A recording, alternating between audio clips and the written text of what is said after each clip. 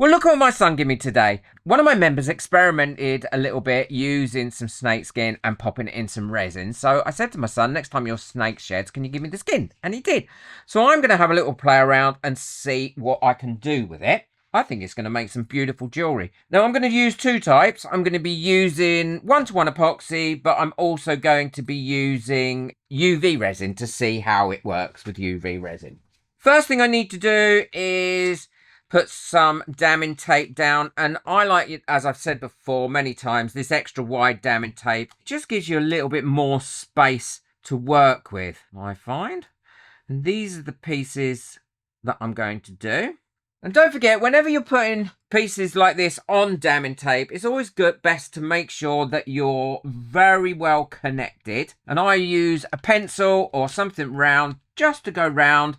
I make sure that I'm really well connected with the bezels. The one-to-one resin we'll do in a minute. To start with, I'm going to be using the low viscosity UV resin because I want to make sure that I've got a nice flat surface. It's really warm in here today. It's boiling in the UK at the moment. So when I'm going to use the one-to-one resin, I'm sure it's going to cure really, really quick. So let's move these snake bits out of the way first. Before I move on, though, I am going to turn on my Pure Air by Resiners. Now, I keep mine in the corner because it's right around the area where I'm using my resin. And I always have it on auto at the moment. And it is quite quiet in the background. And as you can see, the lights there are yellow. It means that there is no VOCs in this room at the moment. And that's not surprising. I haven't resined in here for a couple of days. So it's not going to have any VOCs around. But as soon as I introduce VOCs into this room, this will absolutely start filtering through. It has a patented filter that is amazing. And as soon as I start to pour UV resin or get UV resin or any resin around near it, it will start to filter that out of the air. Look at that. That's already starting to crank up because it started to detect it. Can you see? And now the light has gone a red colour. It's already starting to clear them through. And it works really quickly. But this is not, I must emphasise, this is not instead of a mask. It's really important to use a mask because it's only actually clearing out the VOCs in the room. They're still in the room until they've been cleared out. Look at that. It's really picked them up now. It's gone bright red. That is far more sensitive than the portable one that I had that just measured the VOCs in the room. I wouldn't be without it. I have it on in the background all the time. When I'm finished doing resin, I set the timer for 3 hours as well to make sure it clears the room really well. Because I'm conscious of the fact that I don't want the fumes going around my house outside of this room. I don't want them affecting my dogs. I certainly don't want them to be affecting me long term. So I use it all the time. I love it. I know that some people out there say, oh, it's just an air filter, but it isn't. It is so much more than being an air filter. And Resiners have put a lot of research into this. It's so easy to use. And it also tells you what the temperature is in your room at the same time. And it's 82 in here today. Can you believe that? 82. I think my resin is going to clear so quickly. Anyway, I just wanted to show you that because safety is important and I want to make sure that you're all safe. Now, I have that going all the time in the background. You can hear it now. I mean, you can't always hear it because I use DaVinci Resolve for editing my videos and it allows me to remove background noise, which is really useful because I have a lot of noise going on around here. Dogs barking outside or traffic and things like that. So what I'm doing here now is I'm just filling these up with the low viscosity UV resin. Well, I'm not quite filling them up. I'm leaving them about 1 millimeter from the top. And this is flowing beautifully. It is because it is the low viscosity one. And it is because it is just so warm in here today. So I'm happy with the amount of resin I've got in there now.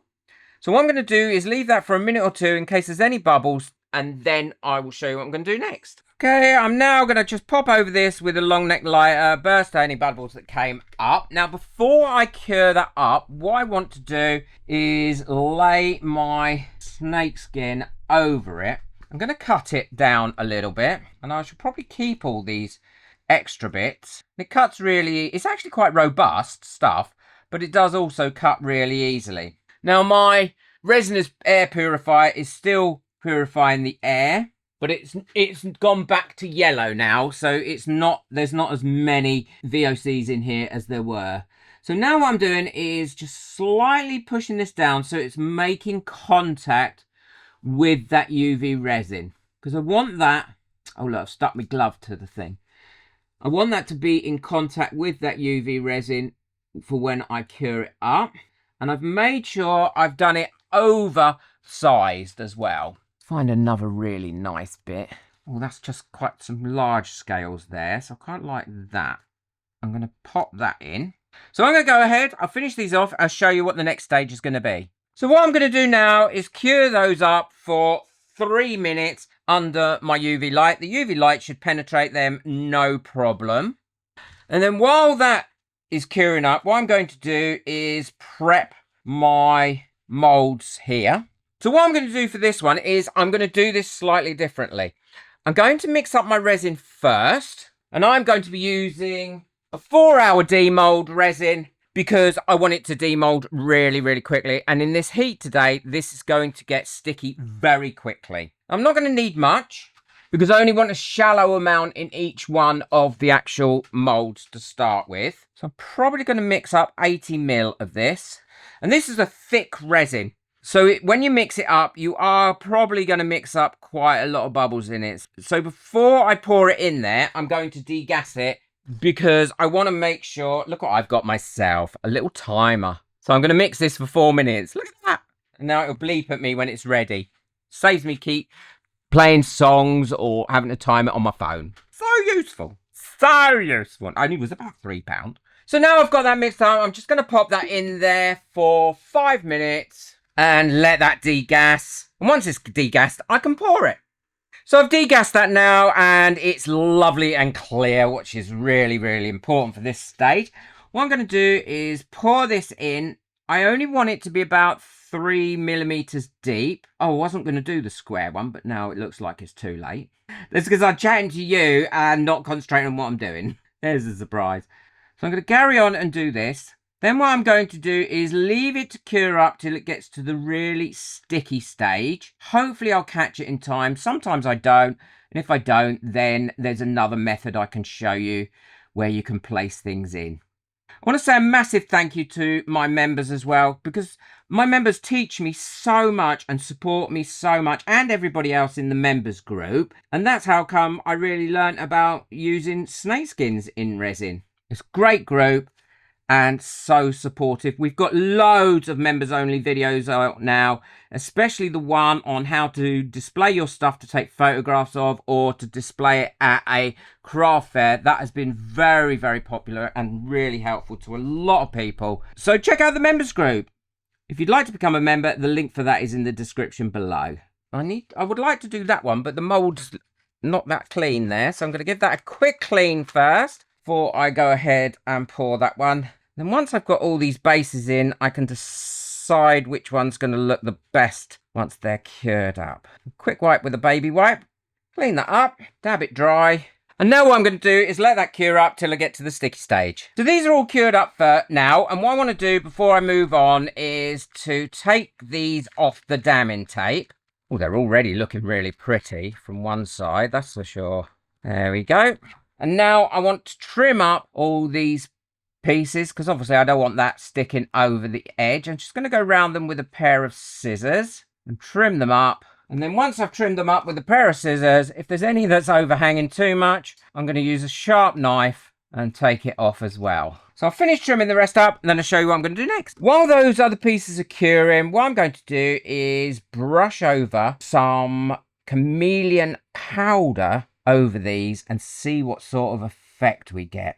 I love the chameleon powders. This is the Galaxy one I'm using at the moment. And if ever you find that your chameleon powders aren't sticking to something and you want them to, then I'll show you how you can get a much deeper effect with them. And you'll see the difference. I used this technique on this one. See, look at that compared to the one that I didn't use the technique on. And that is the same colour. And it's really, really easy. So for instance, I'm going to do a different colour on this one. I'm going to use the gold on this one. So I want a deeper effect on that. All I'm going to do is take a little bit of water in a mister and give it a quick spray, a very light spray. You don't need much. And now I can pop that on there and that will stick to that beautifully. You do need to wait for it to dry. And once it's dry, that will give you a much deeper and richer amount on there. There we go. That's given a much deeper effect in there. Just a simple trick, but do wait for it to dry before you do anything else with it. See, this one's dry. I haven't sprayed any powder on it, any water on it, and that is finding it quite difficult to pick up this powder. I'll show you. So that's what it looks like now. Now, if I give that a quick, just a spritz of water, move that out of the way so I don't get that wet as well. And now go in and put that on. I will get a much better, thicker, more depth of colour on there. I'll show you in a second. Look at that. There's a real big difference.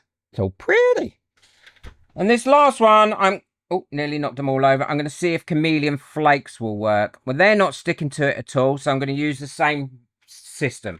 Oh, that looks real. I love the way that that's shining through that snake skin. We'll leave those. We'll wait for the rest of it to sticky up, and then I'll show you how I'm going to move forward with the epoxy resin. Well, this is now cured up, and it has cured up really quickly, a lot quicker than I thought it was going to be. I left it for 45 minutes in my curing machine, and it has gone really, really firm. Firmer than I wanted it. I should have took it out about 10 minutes ago. So this now isn't going to stick in here how I wanted it. So what I'm going to use, pause it now, put your comment in. What am I going to use? Well, I'm going to use Gilding glue to see if that will stick it down. So I'm just going to quickly paint these molds with Gilding glue. I'm going to go up the sides of the molds as well as around it. It would have been much easier if it had been sticky still. This is going to dry in seconds as well. This does dry nice and clear, so I'm not too worried.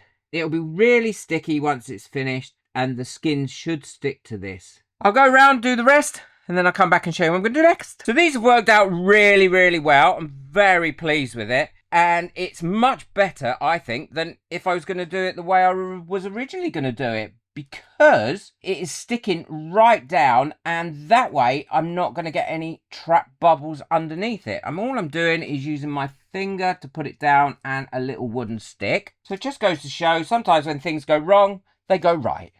It's for a reason. And then once I'm happy that I've got it all adhered like this, I can go around and trim up the skin, either using a pair of scissors or a sharp blade, and remove any of the excess that's coming out. So what I'm going to do is I'm going to finish off the rest, and then I'll come back and I'll show you what I'm going to do next. So I've got those all in there now, and what I'm going to do is I'm going to try and see what happens now if I put this Gilding glue over the top of this before I add anything to it.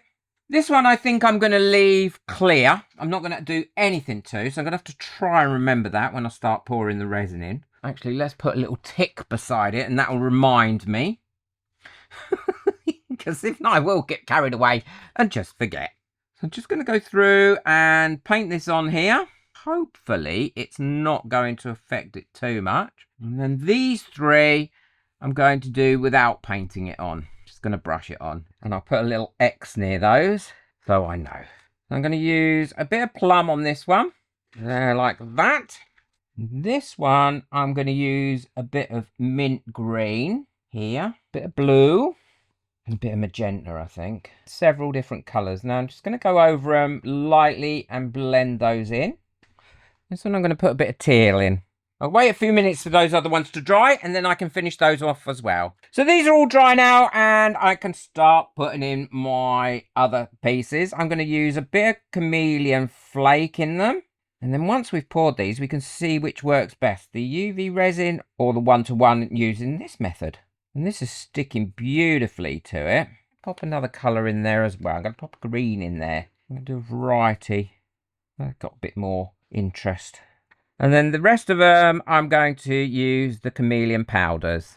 And there we go. They're all done now. And I can start pouring my resin. So I'm just going to quickly mix up some more resin. While my resin is degassing, what I'm going to do is fill these up with a white UV resin right to the very top and dome it up a little bit. And now I can cure that up and then show you what it looks like. So this is all nice and degassed now, so I can pour my resin in here, and this is the one I want to do clear. A few bits of chameleon powder has found its way in here, so I'm going to have to live with that. It's not going to be perfectly clear, but we'll be able to see. And a couple of the others I'm also going to do with a clear to see what it looks like. Oh look, I forgot that one. Oh, what a nimble numble. Put some galaxy powder on that one. How could I forget one? I forgot to put any snake skin on it as well, so it's going to have to be like this. I think we'll do this one with a clear. And then the rest I'm going to do by adding a little bit of white pigment to it. There we are. Move this around a little bit so it goes to all the edges, and then we can leave this to cure for the next 4 or 5 hours. It's going to be well cured in that time, how warm it is today in this room. And there we go. We'll leave those to cure up, and then I'll come back and I'll show you what they all look like and which ones worked out the best. Well, I want to show you this because I got up, took my gloves off, pulled my glove off like that, and pinged it everywhere and got it everywhere. So, you know how clumsy I am. So this one is definitely not going to be all clear, but it is going to have some clear bits in it that we're going to be able to see. And now I need to put some gloves on with some really sticky hands and try and tidy these up. But I wanted to share that with you. Before I demold these, what I want to do is quickly show you a little experiment I did last night. Look at that. What I did was I added some alcohol ink to the snake skin before I did anything to it. It really dyed it lovely. I think that's come out really well. I think that'd look great now in jewellery. I'll have to play around with that a little bit more and see if I can get some different colours. So, there we go. So, regardless of the mess I made, I've even had to change my mat and made so much mess. Let's have a look at how these come out. So, this is the UV one. And I think they've come out quite pretty. Although, not 100% how I thought they were going to come out. That one looks quite snake skinny, I suppose. And that one maybe does as well. I really like that one. That is so pretty. And you could dome these up if you wanted to. That one's a bit of a disappointment. Maybe I should have put a different colour on them other than white. But we can go with that one another time. So these are the ones I used without the glue on first. I didn't put any glue on these. Now, they're all over poured because where I made that terrible mess. Now, I quite like that one, but it's a very subtle shimmer in there. It hasn't really stuck to it as well as I thought. It's quite nice. Again, maybe with a darker colour behind them. We'll have to see. And these are the ones I did with the glue. And as you can see, they are much more solid. Now, this one I didn't put a white back on. I did a clear back, and actually think that one has come out really well. I also like that one. I think that one's come out nice as well. But they look different, and it makes a change, doesn't it? It's something different. This is the one that was supposed to have no coloured backing and no colour on it at all, but I ended up ruining it because I made a mess. But think of that bit there is actually really, really pretty. Looks like almost like a spider web in there, doesn't it? This one had no skin in it at all. That was just a bit of mica powder. And again, this had mica powder, but a clear, completely clear back. And I think that is the way to go with it. Maybe not put the colour on the back. What do you think? But it works really well. And I think there's lots more experimenting to do with this technique. And I'm sure I will be doing some more the next time I get a skin. And I might try dyeing it first and then putting it on a sparkly background and seeing what happens. Because you do know I love a bit of sparkle. So I think overall my favourite ones are that one. I really do like that as well. I love that. And I like that. And I do like the clear. So most of them actually. I love the way the clear has come out. And I love the way those have come out. So, snakeskin shed in resin. There's definitely room for further development. I can't wait to be trying out a few more of these different colours and how to pigment it. And I'll let you know how all that goes. Be sure to check out the video I've got coming up next if you want to see another jewellery experiment. I think you'll love that one. Boot that like button, hit that subscribe button. But most of all, enjoy your resin. Take care. Bye.